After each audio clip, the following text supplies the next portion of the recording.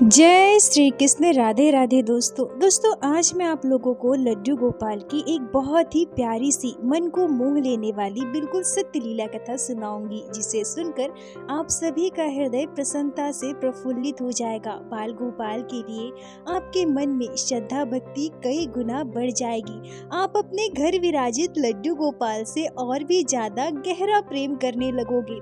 आप सभी भक्तों से मेरा विनम्र निवेदन है कि कृपया आज की इस लीला कथा को पूरा अंत तक अवश्य श्रवण कीजिएगा। वीडियो को पूरा अंत तक जरूर देखिएगा, तभी आप लोग आज के इस अद्भुत घटना को पूरी तरह से समझ पाओगे। मथुरा में रहने वाली 52 वर्षीय कल्पना जी ने हमारे साथ ये घटना शेयर की है। कल्पना जी मथुरा में रहने वाली 52 वर्षीय महिला हैं, जो कि ठाकुर जी लड्डू गोपाल की अनन्य भक्त है। बाल गोपाल से खूब प्रेम करती हैं और लड्डू गोपाल की सेवा पूरे श्रद्धा भाव से करती हैं। कल्पना जी कहती हैं कि मेरे पति की मृत्यु 4 साल पहले हुई है। मैं साधारण सी महिला हूँ और दर्जी हूँ। पति के मृत्यु के बाद दर्जी का काम करके मैं अपना जीवन यापन कर रही हूँ। मैं निसंतान हूँ, हमारी कोई संतान नहीं है और निसंतान होने की वजह से पति के मृत्यु के बाद मैं अकेली ही अपना जीवन यापन कर रही हूँ। दिन भर सिलाई के काम में लगी रहती हूँ, मुझे बिल्कुल भी समय नहीं मिलता। पर कभी कभी मेरा मन बहुत उदास हो जाता है। मेरा कोई अपना नहीं है, बच्चे भी नहीं है। कभी कभी मैं यह सोचती हूँ कि क्या मैं ऐसे ही काम करके अपना जीवन यापन करती रहूंगी। पति के मृत्यु के बाद तो अब मेरा कोई भी नहीं है जिसे मैं अपना कह सकूं, जिससे मैं अपने मन की बात कह सकूं। मैं दिन भर काम में लगी रहती हूँ। मेरे पास तो ऐसा कोई नहीं है जिसके साथ बैठकर मैं 2 घड़ी अपने मन की बात कह सकूं। मेरे साथ बात करने वाला कोई भी नहीं है। ये सारी बातें सोच सोच कर कभी कभी मन बहुत भावुक हो जाता था। मैं उदास रहती थी, पर क्या करूं, कोई उपाय ही नहीं था। ऐसे ही दिन बीत रहे थे। प्रत्येक दिन की तरह उस दिन भी मैं अपने काम में लगी थी। तभी हमारे पड़ोस में रहने वाली एक महिला हमारे दुकान पर आती है और कहती है कि मैं मार्केट जा रही हूँ, तब तक आप मेरा साड़ी सिलाई कर देना। यह कहकर साड़ी देकर वो महिला दुकान से जाने लगती है। तभी मैं देखती हूँ कि उसके हाथ में एक टोकरी है और उसी टोकरी में बैठे हैं छोटे से प्यारे से लड्डू गोपाल। कल्पना जी कहती हैं कि मैं उस महिला से कहती हूँ कि अरे तुम ऐसे लड्डू गोपाल को लेकर कहाँ जा रही हो? लड्डू गोपाल को ऐसे मंदिर से बाहर निकालते हैं क्या? उन्हें यहाँ वहाँ लेकर घूमते हैं क्या? ऐसे तो तुम्हें पाप लगेगा ना। तुम बाल गोपाल को लेकर ऐसे क्यों जा रही हो? तब वो महिला मुझसे कहती है कि नहीं नहीं, कोई पाप नहीं लगेगा। हम तो लड्डू गोपाल की सेवा किसी भी रूप में कर सकते हैं। मैं तो बाल गोपाल को अपना पुत्र मानती हूँ और पुत्र के रूप में ही उनकी सेवा करती हूँ। इसलिए मेरे लल्ला हमेशा मेरे साथ ही रहते हैं। जैसे छोटे बच्चे को हम घर पर अकेला छोड़कर कहीं नहीं जाते ना, ठीक वैसे ही मेरे लड्डू गोपाल मेरे छोटे से शिशु है। मैं भला अपने छोटे से लल्ला को घर पर अकेला छोड़कर कैसे चली जाऊं? मैं जहां भी जाती हूं अपने लड्डू गोपाल को साथ लेकर जाती हूं। तभी वह महिला अचानक से मुझसे कहती है कि अच्छा तुम भी तो घर पर अकेली रहती हो ना, तुम एक काम करो ना, तुम भी लड्डू गोपाल को अपने घर लेकर आओ, पुत्र के रूप में उनकी सेवा करो।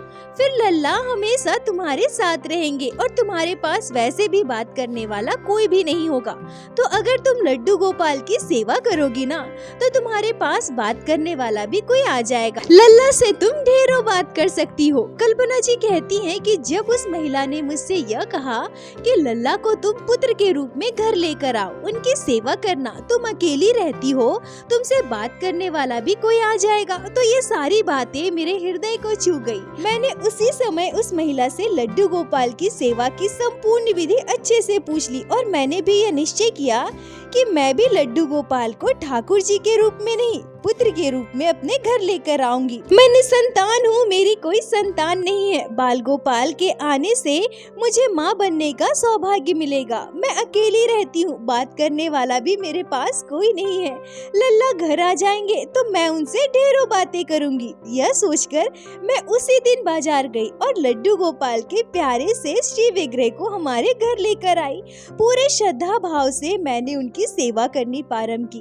अब लड्डू गोपाल हमेशा मेरे साथ ही रहते थे। मैं जहाँ भी जाऊँ अपने लल्ला को साथ लेकर जाती थी। लड्डू गोपाल आने के बाद मेरा जीवन जैसे खुशियों से भर गया था। मैंने संतान हूँ, मेरी कोई संतान नहीं है, पर लड्डू गोपाल के आने के बाद ऐसा लगता था मानो घर पर बच्चों की किलकारियाँ गूंज रही है। ठाकुर जी ने तो जैसे मेरा पूरा जीवन ही बदल दिया था। अब तो ऐसा हो गया था कि लड्डू गोपाल के बिना मुझे कुछ भी अच्छा नहीं लगता था। ऐसे ही समय बीत रहा था और तभी मेरे जीवन में घटी एक आश्चर्यजनक घटना।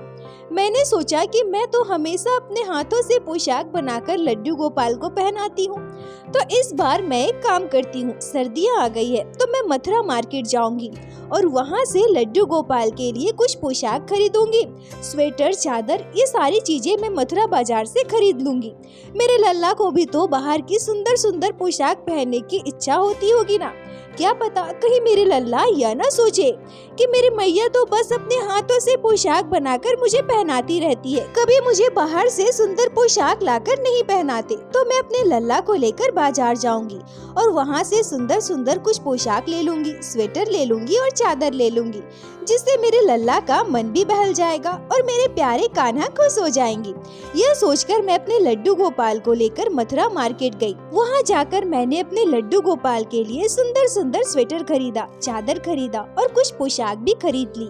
सारा सामान खरीदकर मैं जब दुकानदार को पैसे देने ही वाली थी, तभी एक छोटा सा बच्चा आकर मेरा हाथ पकड़ लेता है और मुझसे कहता है, मैया, ओ मैया। कल्पना जी कहती हैं कि उस बच्चे की आवाज इतनी मधुर थी कि उसे सुनकर मैं मंत्रमुग्ध हो गई। एक बांझ निसंतान महिला, मुझे कभी किसी ने माँ कहकर नहीं पुकारा। यह पहली बार था जब मैं किसी बच्चे के मुंह से मैया सुनी थी। मैंने उस छोटे से बच्चे से कहा कि क्या हुआ लल्ला, तू मेरा हाथ क्यों खींच रहा है? तभी वो बच्चा मुझसे कहता है, मैया, ओ मैया, तूने अपने लड्डू गोपाल के लिए कितना सारा स्वेटर खरीदा है, चादर खरीदा है, पोशाकें भी खरीदी है, कभी मेरे लिए भी तो कुछ खरीद देना मैया। मैया देखना मेरी हालत कैसी हो गई है। मेरे पास तो एक स्वेटर भी नहीं है, चादर भी नहीं है। मैया, रात में ठंड में मुझे बहुत तकलीफ होती है, मुझे भी एक स्वेटर और एक चादर खरीद देना मैया। कल्पना जी कहती हैं कि उस बच्चे की आवाज में न जाने कैसा जादू था। उस बच्चे ने तो मेरा मन मोह लिया था। मैंने तुरंत बच्चे से कहा कि हाँ हाँ लल्ला, मैं अभी तुम्हारे लिए स्वेटर और चादर खरीद देती हूँ। फिर मैंने दुकान से एक स्वेटर और एक चादर खरीदा और फिर मैंने उस छोटे से बच्चे से पूछा, लल्ला, तूने कुछ खाया है? तुझे भूख लगी है क्या? तभी वो बच्चा मुझसे कहता है कि हाँ मैया, मैंने तो कुछ भी नहीं खाया, मुझे बहुत जोरों की भूख लगी है। कल्पना जी कहती हैं कि तब मैंने उस बच्चे से कहा कि अच्छा ठीक है, तुम यहीं रुको, मैं तुम्हारे लिए फल लेकर आती हूँ। और फिर मैं उस बच्चे के लिए फल लेकर आई और मैंने उस बच्चे के हाथ में चादर, स्वेटर और फल दे दिया। मैंने उस बच्चे से कहा कि लल्ला, मैं पैसे देकर आती हूँ, तू यहीं रुकना, कहीं जाना मत, वापस आकर मैं तुमसे ढेर सारी बातें करूँगी। यह कहकर मैं फल वाले को पैसे देने के लिए जैसे ही दूसरी ओर मुड़ती हूँ और पैसे देकर वापस जब मैं उस बच्चे की ओर देखती हूँ तो वहाँ पर कोई बच्चा नहीं था। लल्ला, ओ लल्ला कहकर मैं उसे पुकारती हूँ। इधर उधर हर जगह मैं उस छोटे से बच्चे को ढूंढने लगती हूँ, पर मुझे वो छोटा सा बच्चा फिर कहीं नहीं मिलता। वो बच्चा बहुत ही मासूम था, उसके बाल बिखरे हुए थे, पहनावे में जो कपड़े थे वो बिल्कुल भी फटे पुराने थे। उस बच्चे को देखकर ऐसा लग रहा था मानो उसे कोई प्यार ही नहीं करता, उसका कोई ख्याल ही नहीं रखता। उस बच्चे को देखकर मुझे बहुत दुख हुआ था, पर मैं उस बच्चे से थोड़ा और बात कर सकूं, उससे कुछ कह सकूं, इससे पहले ही वो बच्चा वहां से जा चुका था।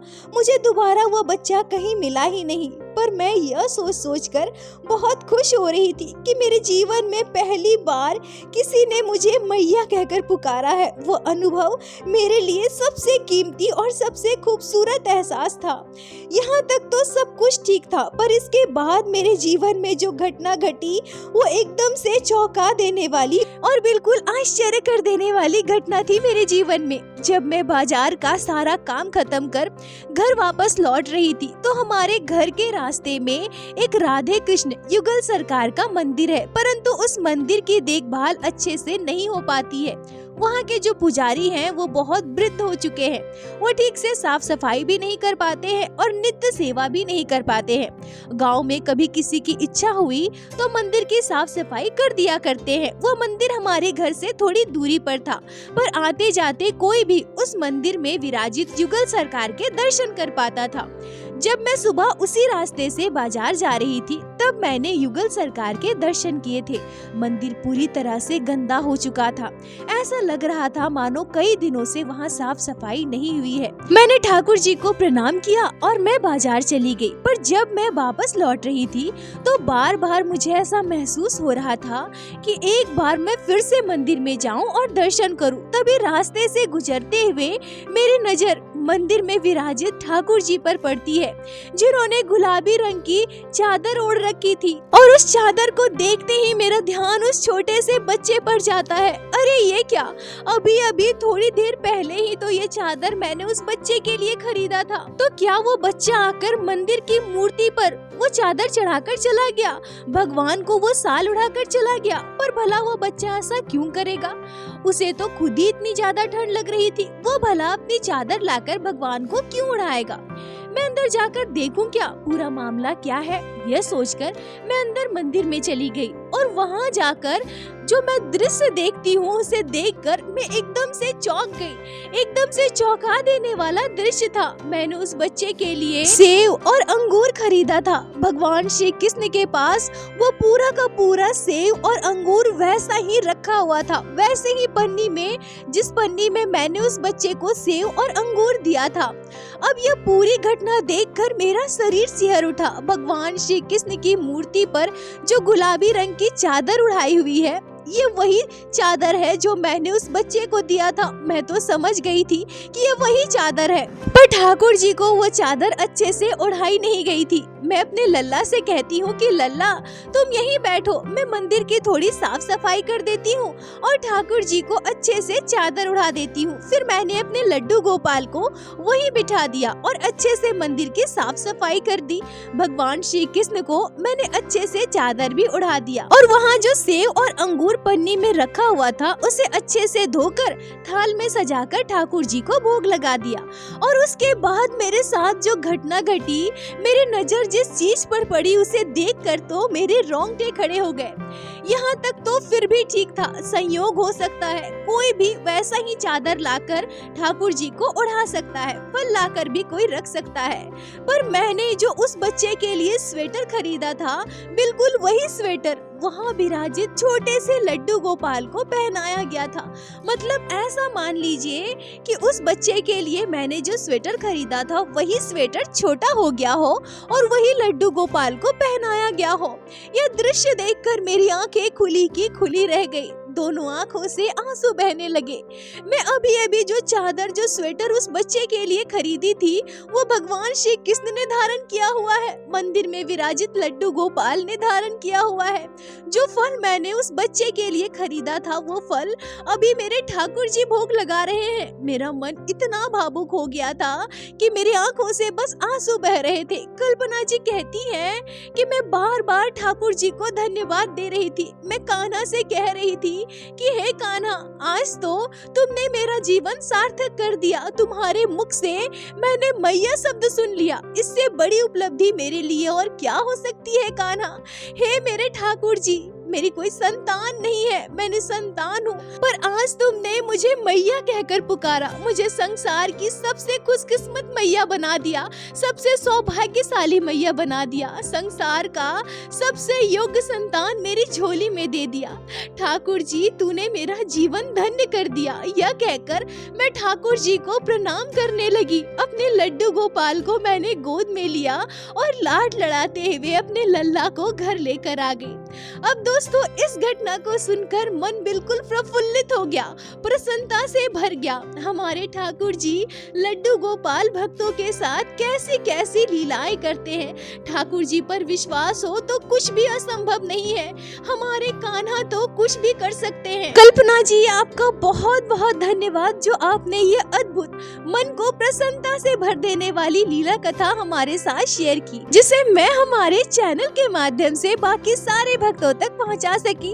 अपना प्यार और साथ ऐसे ही बनाए रखें। दोस्तों, इस घटना पर आपके क्या विचार है, आपके क्या राय है, कमेंट में जरूर बताएं। मुझे आप सभी के कमेंट का इंतजार रहता है। और प्रत्येक दिन की भांति लीला कथा के अंत में मैं आप सभी भक्तों से हाथ जोड़कर प्रार्थना करती हूँ, ठाकुर जी की भक्ति कीजिए, लड्डू गोपाल की सेवा कीजिए, नाम जाप कीजिए और एक बार मेरे साथ प्रेम से कहिए, बोलो बांके बिहारी लाल की जय, लड्डू गोपाल की जय, जय जय श्री राधे। दोस्तों, यदि आप लोगों को आज की यह लीला कथा अच्छी लगी हो, आपके हृदय को स्पर्श की हो, तो कृपया वीडियो को लाइक कर अपने दोस्तों के साथ शेयर अवश्य करें, जिससे बाकी भक्त भी लड्डू गोपाल की इस अद्भुत लीला कथा का श्रवण कर सके। और हमारे चैनल को सब्सक्राइब करें, जिससे प्रत्येक दिन आप लोग हमारे चैनल पे श्री बांके बिहारी श्री लड्डू गोपाल की अद्भुत लीला कथाएं श्रवण कर सके। दोस्तों, यदि आपके जीवन में घटी हो कोई भी चमत्कारी घटना या लड्डू गोपाल ने कभी भी की हो कोई भी लीला जिसे आप हमारे साथ शेयर करना चाहते हैं, तो कृपया हमें इंस्टाग्राम पे मैसेज करें। हम आपसे कांटेक्ट करेंगे और आपकी उस लीला कथा को हमारे चैनल पे बाकी सारे भक्तों के साथ शेयर अवश्य करेंगे। लड्डू गोपाल की कृपा आप पर और आपके पूरे परिवार पर बनी रहे। राधे राधे दोस्तों।